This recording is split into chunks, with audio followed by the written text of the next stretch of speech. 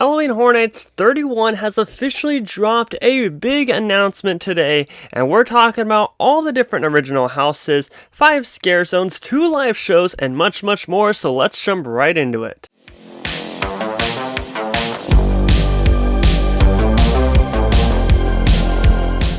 What's going on, everyone, and welcome back to Exploring Attractions. My name is Scott, and you're watching your stop for all things theme park and attraction related. If you're new here, consider subscribing down below with those bell notifications on, and you can check out our new website, exploringattractions.com, and everything else, including our socials, down below in the description. That's right, everybody. Today, they have released all the different juicy / gory details in regards to Halloween Horror Nights 31 at Universal Orlando Resort this year. And we're just 2 weeks away from the event, we now know the 6 different original haunted house themes, 5 original scare zones, and 2 live shows. We have all the details, so let's jump right into it and kick things off with these 6 new original haunted houses. And now I do want to preference that I did listen to the Discover Universal podcast. Great podcast, you should go check it out. It's actually put out and produced by Universal Orlando themselves, where the creative team of the event this year gave a little sneak peek of each of these different experiences, so that's where I'm getting all the information from. First, we're going to talk about Spirits of the Coven. Enter an unsettling 1920s speakeasy only to discover that they are the main ingredient of the witch's brew. Basically, with Spirits of the Coven, it's exactly as described in the press release, a 1920s speakeasy, and there's tons of different surprises in there as you travel through it. Next, we're going to go into Bugs Eaten Alive. Face a putrid, skin-crawling infestation of spiders, roaches, flies, bees, and more. Now, personally, after hearing how they talked about this, I got a question whether or not I'm going to be able to walk through this. Before, when I was on the speculation map, I was like, a bug's house? That seems freaking awesome. And just so gnarly. But now, the way that they're talking about it, it's a lot more gnarly than you think.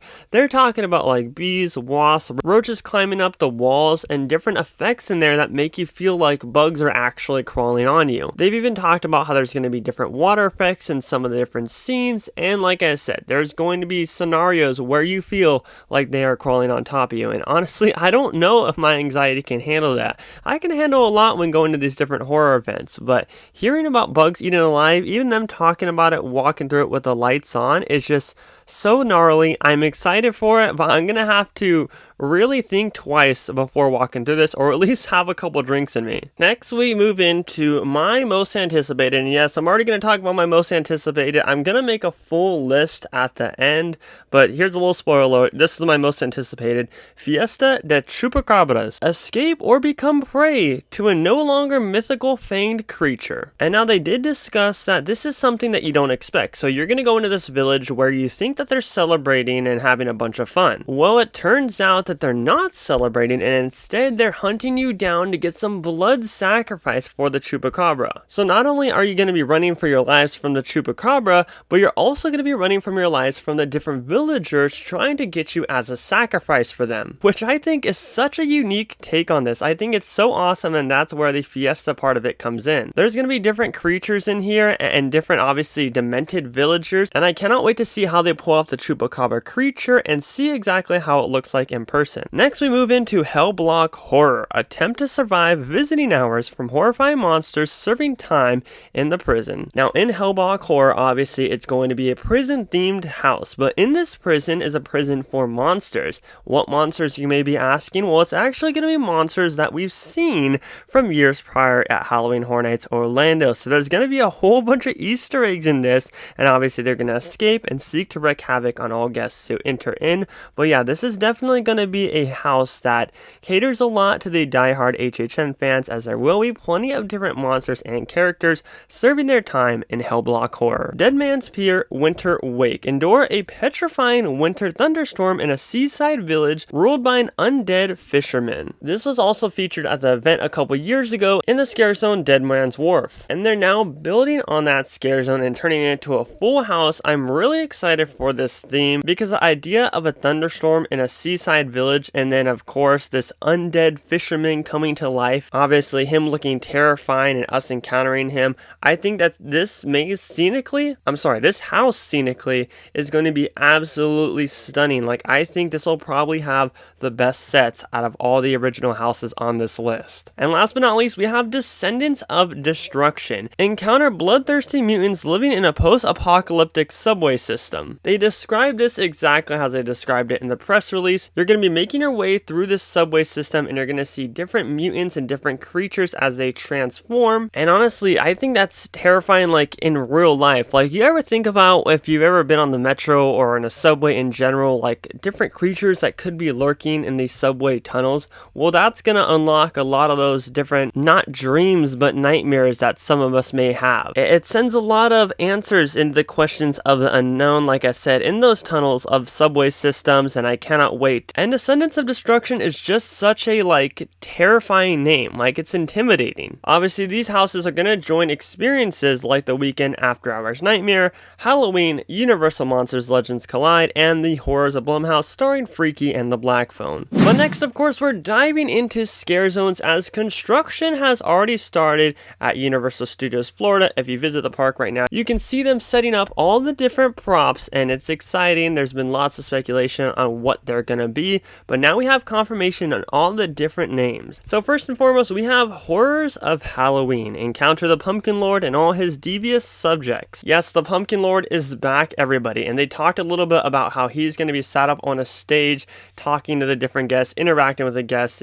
obviously making terrifying scenes to them, and this will most likely set up for a perfect photo opportunity. I cannot wait for something like this to come alive. Obviously, he was sat up top in the house last year, in kind of like where guests would walk past him and they'd see him above. That's similar to what they're going to try to pull off with the Horrors of Halloween zone, and it fits perfectly in the location avenue of the stars because there's not too much that you need to do for set design and different characters in that area, and that is a small location. And of course, I'm sure there'll be plenty of nods to the fan favorite Lil Boo. Another kind of historic thing that's coming as a zone this year is Scarecrow Cursed Soil. Reap the wrath of scarecrows who will stop at nothing to harvest their souls. So obviously they had the Scarecrow house a couple years ago, Scarecrow the Reaping in Orlando. Now obviously Scarecrow the Reaping is going to be in Hollywood, which I'm excited about. But Orlando's actually bringing a scare zone, Scarecrow Cursed Soil, and you can see at the park right now they're setting up a very large scale set piece, it looks like. Well, this is not only going to be a set piece, but it's going to work as an outdoor building. That's right, guests are going to be traveling through a giant barn to where you cannot escape. You literally have to walk through the barn to get to the next area, which of course would be Hollywood. You're going to walk through this barn and there's going to be scarecrows coming out from different sides, almost like, I want to describe it as a mini maze or a gauntlet, if you will. Like, I think this is such a unique idea, making it to where guests literally cannot escape, to where they have to go through it and get the living crap scared out of them. I don't know, the way that they were describing it, it seems extremely awesome, and I cannot wait to see how detailed and amazing that barn looks once it's complete. Of course, we have Sweet Revenge. Experience a terrifying 1950s Halloween parade gone wrong alongside bloodthirsty trick-or-treaters. And honestly, I think that this is my most anticipated zone, only because they talked a lot about how they're working very closely with the parade team that brings the Mardi Gras floats to life every single year, that they're going to have some really neat floats in this Sweet Revenge zone. They also discussed a little bit about how it's going to tie into everything in that New York section, between a brand new food booth that they're going to work with to fit the theme of it, and the tribute store as well, because this zone will carry into the theme of the tribute store. So I think Orlando thinking about all these little things will make for an even better experience in the Sweet Revenge zone. In Hollywood, we have Graveyard Deadly Unrest. Venture through an ominous Halloween thunderstorm with a ghastly cemetery. And then in Conjure of the Dark, escape an evil sorceress bringing forth an army of ravenous monstrels. I'm really not sure if I said that correctly, but bear with me here. Now, last but not least, we have confirmation on the 2 new shows coming this year. Well, they're not really new, but there's a fun twist on them. We have Halloween Nightmare Fuel returning this year, but this year it's called Halloween Nightmare Fuel Wildfire.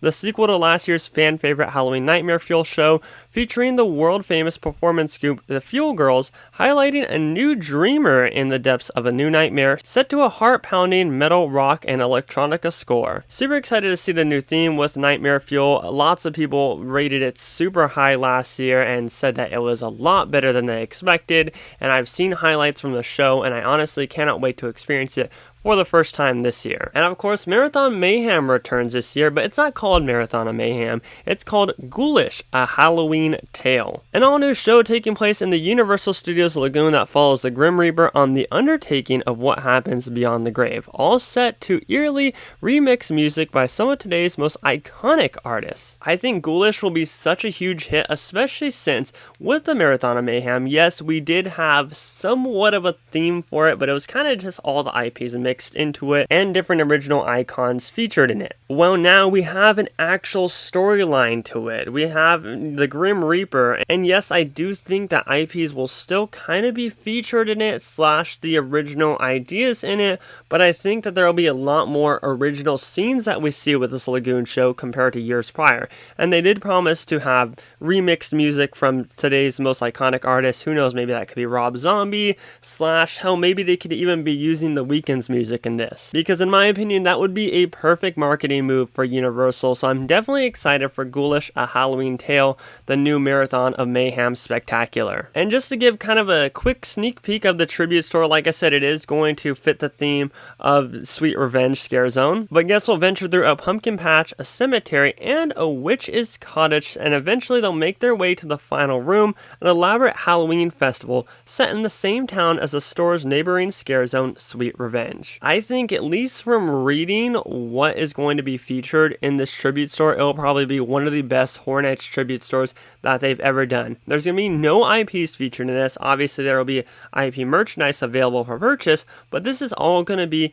original themed. We've seen what they can pull off with the boutique over at Islands of Adventure with just original stuff, so I think that Universal will not leave disappointment in this tribute store featuring these different original themes, and you can't go wrong with a pumpkin patch in a Halloween themed store. Overall, I think that the theme for Horror Nights this year, with it being kind of tied into the classic Halloween feel, is such an awesome theme, and I think it's going to make for a great experience for everyone visiting, both newcomers and fans who have been going for a very long time. Now, out of the 6 original houses, honestly my most anticipated would be Fiesta de Chupacabras, and then we have Bugs Eaten Alive, then it's Dead Man's Pier, then we have Spirits of the Coven, and then Descendants of Destruction, and then last but not least, Hellblock Horror. And keep in mind, I'm not fitting the IPs in there because I gotta think a little bit more about that, but obviously I'll post it on my social once I have my full anticipation list. Halloween Horror Nights 31 kicks off at Universal Studios Florida on September 2nd and runs until October 31st, and I want to know what you guys think of all the exciting stuff coming to the event this year, whether it's haunted houses, whether it's scare zones, or whether you're most excited for the shows. Let me know down below in the comments section. Anyways, everybody, my name is Scott, and you've been watching Exploring Attractions. Positivity is key, and most importantly, remember to keep exploring. Peace out, everybody.